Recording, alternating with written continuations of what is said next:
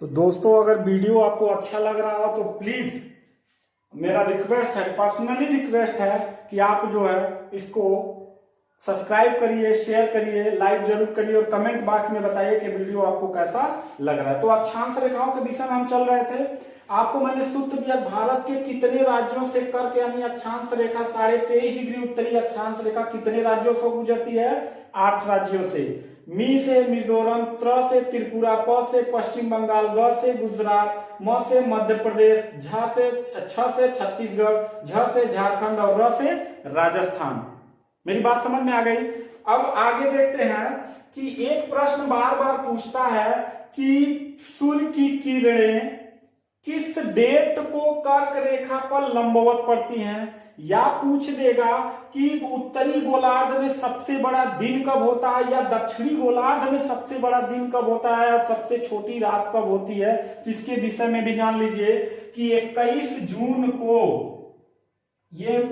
जून को उत्तरी गोलार्ध में सबसे बड़ा दिन होता है। ये कर्क रेखा पर 21 जून को सूर्य की किरणें बिल्कुल लंबवत पड़ती हैं, इसलिए उत्तरी गोलार्ध में 21 जून को सबसे बड़ा दिन होता है और दक्षिणी गोलार्ध में उस समय सबसे छोटी क्या होती है? रात होती है। और ठीक उसी के अपोजिट 22 दिसंबर को मकर रेखा पर सूर्य की किरणें लंबवत पड़ती हैं, इसलिए दक्षिणी गोलार्ध में 22 दिसंबर को सबसे बड़ा दिन होता है और उस दिन 22 दिसंबर को उत्तरी गोलार्ध में सबसे छोटा दिन होता है। इसलिए 22 दिसंबर को मकर संक्रांति के नाम से जानते हैं और 21 जून को कर्क संक्रांति के नाम से जानते हैं।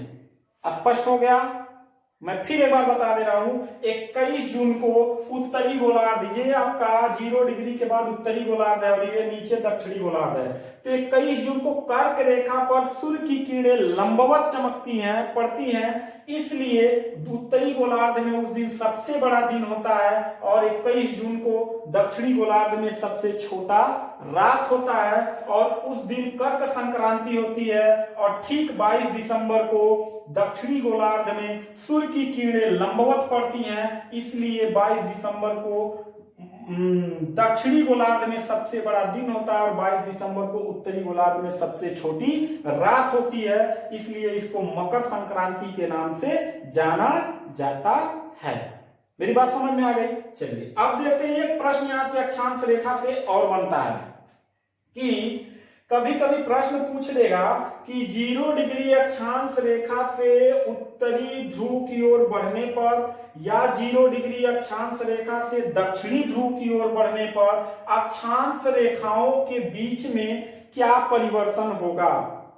तो दोस्तों याद रख लीजिए कि 0 डिग्री अक्षांश रेखा से जैसे जैसे हम ध्रुवों की ओर बढ़ेंगे, इन अक्षांश रेखाओं की लंबाई घटती चली जाएगी। जब प्रश्न आपसे पूछे कि ध्रुवों की ओर से उत्तरी गोलार्ध में यानी 0 डिग्री यानी भूमध्य रेखा से उत्तरी ध्रुव पे बढ़ने की ओर अक्षांश रेखाओं की दूरी में क्या परिवर्तन होता है, तो बच्चा घटता चला जाता है। देखिए यहां सबसे बड़ी अक्षांश रेखा है, इसकी दूरी सबसे अधिक है, इसीलिए इसको सबसे बड़ी अक्षांश रेखा कहा जाता है। यहां से जैसे जैसे ऊपर जा रहा है, देखिए रेखा छोटा होता चला जा रहा है, हो जा रहा है ना, और यहां पे आके बिल्कुल क्या हो जा रहा है?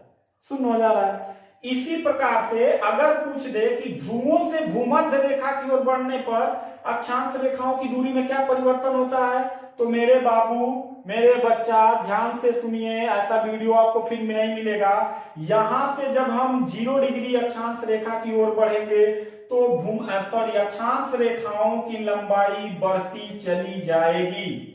ठीक इसी प्रकार से 0 डिग्री अक्षांश रेखा से दक्षिणी ध्रुवों की ओर जब हम बढ़ेंगे तो दूरी घटती चली जाएगी और दक्षिणी ध्रुव से जब हम 0 डिग्री अक्षांश रेखा की ओर बढ़ेंगे तो अक्षांश रेखाओं की लंबाई बढ़ती चली जाएगी। मेरी बात समझ में आ गई?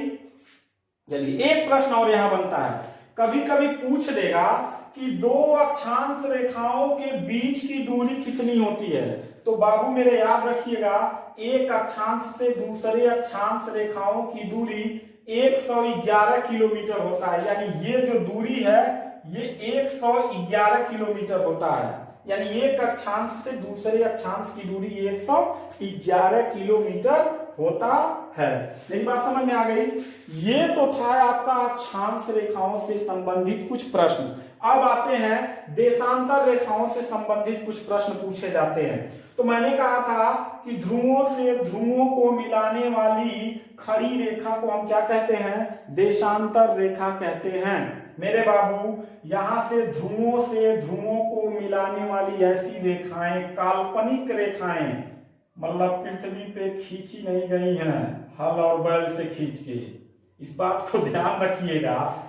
ये रेखाएं काल्पनिक रेखाएं हैं जो मान ली गई हैं इस जगह से होके गुजरती हैं। जैसे प्लास्टिक का पुतला बना रहता है, मैंने अभी बताया ना शॉपिंग मॉल में, ऐसे रेखाएं खींची गई हैं। ठीक, तो बच्चा आप ध्यान दीजिए, यहां पे आ जाइए। तो देशांतर रेखाएं कितनी हैं? तो देशांतर रेखाओं की संख्या बच्चा 360 है। कैसे? यहां देखिए, यहां से जब बढ़ेंगे तो 10, 20, 30, 40, 50, 60, 70 ऐसे जाके यहां पे कितना हो जाएगा? 180। और यहां 0 डिग्री देशांतर से इधर 10, 20, 30, 40, 50 जाके यहां हो जाएगा 180।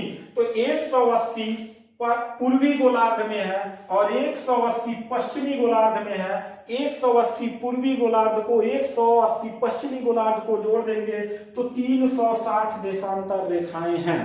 ठीक, अगर आपसे प्रश्न पूछ दे देशांतर रेखाओं की संख्या कितनी है?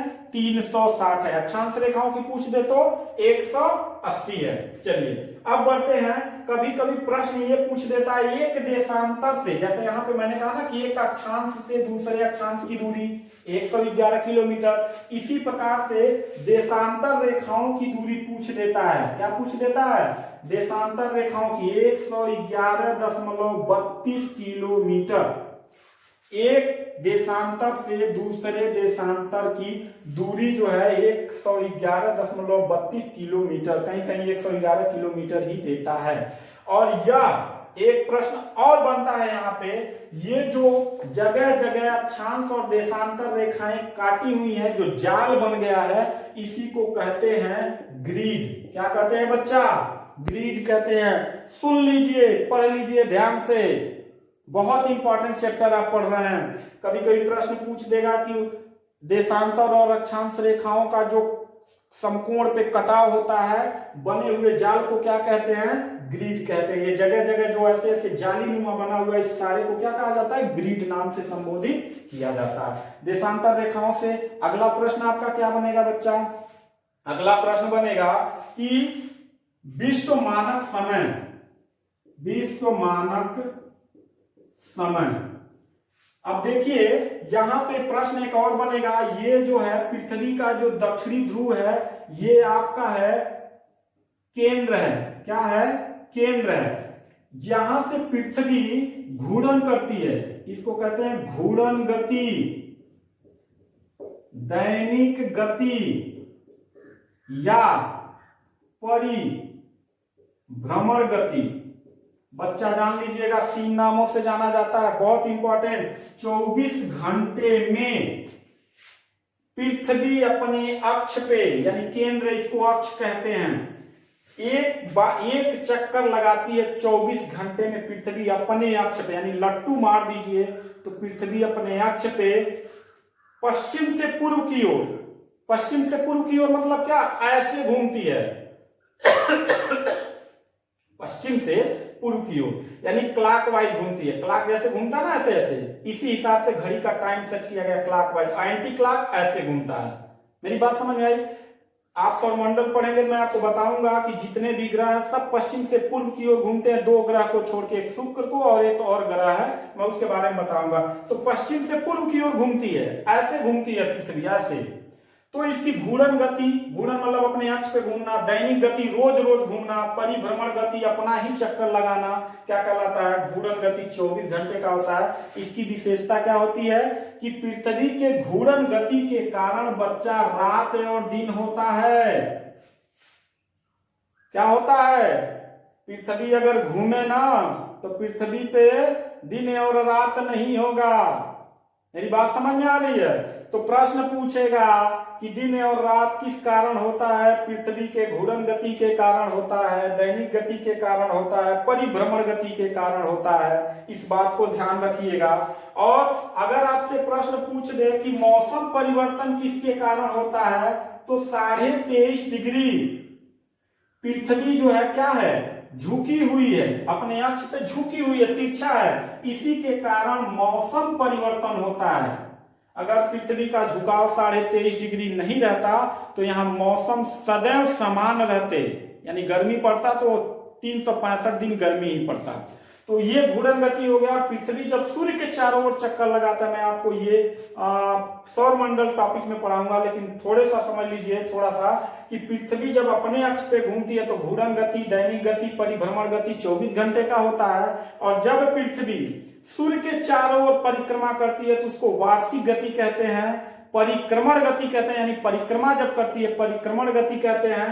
वो होता है 365 दिन 6 घंटे का, और यह 6 घंटा हर एक साल बढ़ता चला जाता है। 4 साल बाद ये 24 घंटा बदल जाता है, 24 घंटा बराबर एक दिन हो जाता है। और उस 4 साल बाद जो साल का दिनों की संख्या होगा वो 366 दिन का होता है, जिसे लीप ईयर्स के नाम से जानते हैं। ठीक है, तो ये हो गया घूर्णन गति। आगे आते हैं कि ये घूर्णन गति में कभी कभी एक प्रश्न पूछ देता है, पृथ्वी की गति एक देशांतर घूमने में कितना समय लगता है? एक देशांतर घूमने में पृथ्वी को 4 मिनट का समय लगता है, और 15 देशांतर घूमने में 1 घंटा यानी 60 मिनट का, 15 चौको 60 मिनट का यानी 1 घंटा समय लगता है। इसी हिसाब से जैसे जैसे पृथ्वी ऐसे घूमती है तो पूर्वी गोलार्ध से जब कोई पश्चिमी गोलार्ध में आता है ऐसे बढ़ता चला जाता है ना,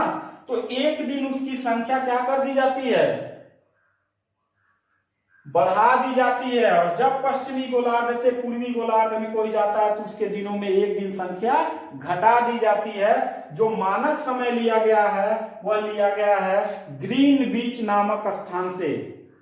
विश्व का मानक समय लंदन के ग्रीनविच नामक स्थान से लिया गया है। 0 डिग्री देशांतर रेखा, जिसको अमियुत्तर रेखा भी कहते हैं, प्रधान रेखा भी कहते हैं, मुख्य रेखा भी कहते हैं।